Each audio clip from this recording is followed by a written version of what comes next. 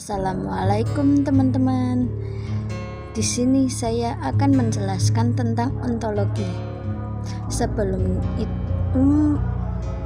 itu saya akan memperkenalkan diri.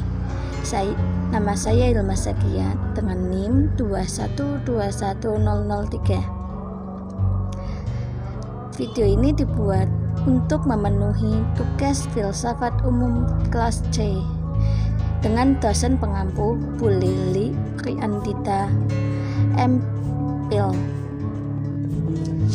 Yang pertama, saya akan menjelaskan apa itu ontologi. Pengertian ontologi.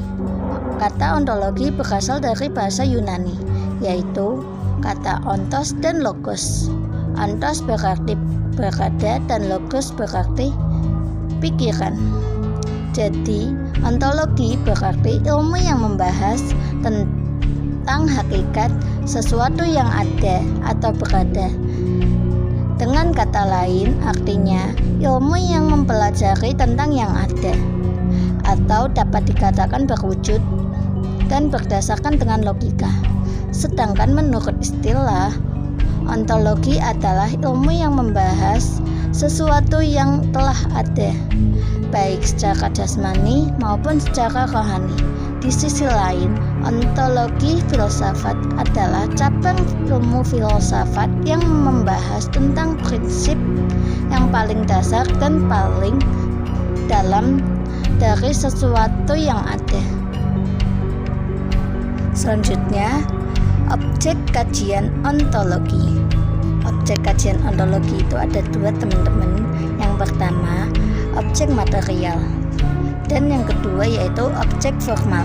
Objek material adalah sesuatu yang mungkin ada, maksudnya objek yang akan dikaji atau diteliti, contohnya seperti alam, manusia, dan Tuhan. Dan yang kedua yaitu objek formal. Objek formal adalah mengkaji bagian dari objek material yang lebih mendalam lagi.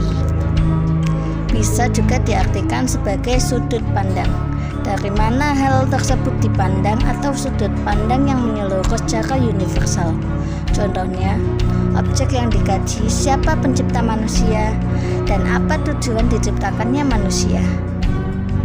Dan yang terakhir adalah aliran yang ada di dalam ontologi. Aliran dalam ontologi itu ada 6. Yang pertama, monoisme. Aliran ini berpendapat bahwa hakikat sesuatu yang ada itu hanya satu dan tidak mungkin dua. Yang kedua, materialisme.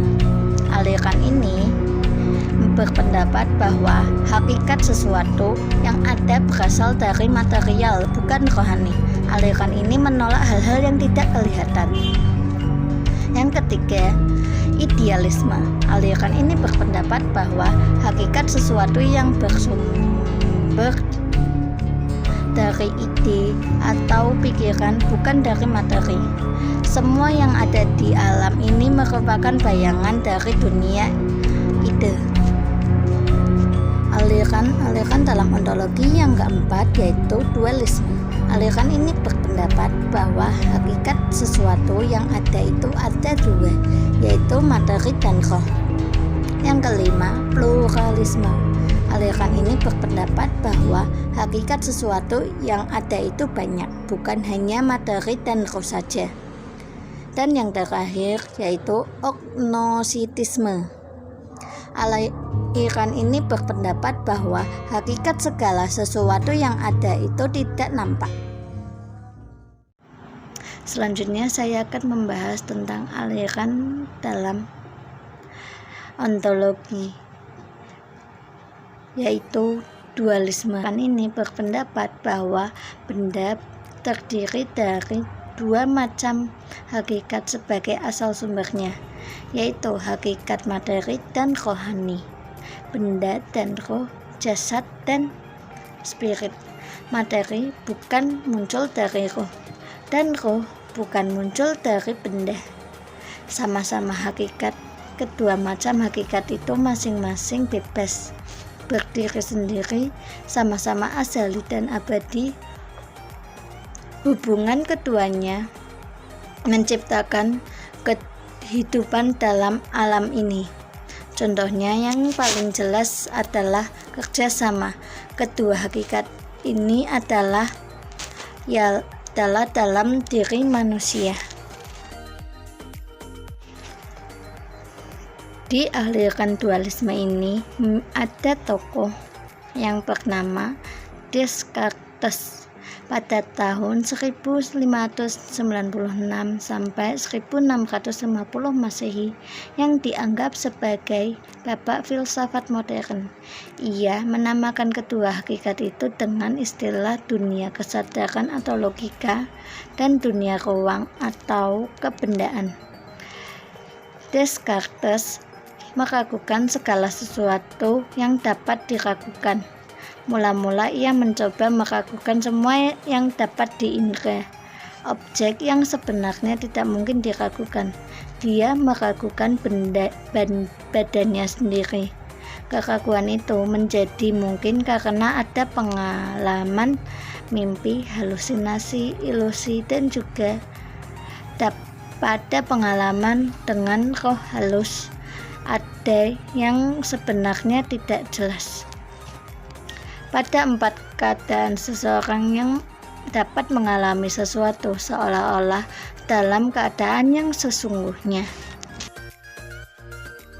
Dalam mimpi, seseorang seolah-olah mengalami sesuatu yang sungguh-sungguh terjadi atau persis seperti tidak mimpi, tahu terjaga atau jaga.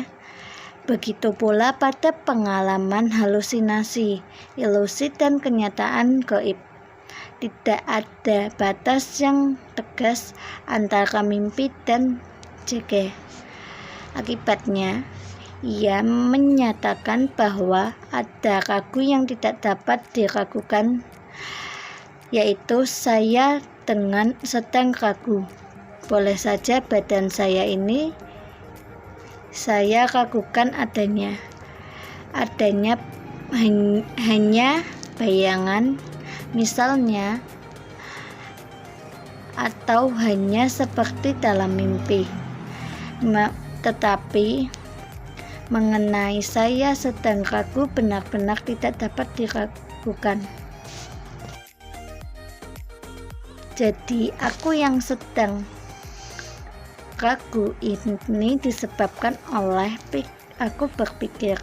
Kalau begitu, aku berpikir pasti ada dan benar. Jika berpikir ada, berarti aku ada sebab yang berpikir itu aku. Jigiko ergo sum mengatakan aku berpikir jadi aku ada. Paham ini kemudian terkenal dengan rasionalisme, yaitu paham filsafat yang mengatakan bahwa akal reason adalah alat terpenting dalam memperoleh pengetahuan dan mengatas pengetahuan. Terima kasih dari saya, kurang lebihnya mohon maaf. Wabillahi taufiq wal hidayah. Wassalamualaikum warahmatullahi wabarakatuh.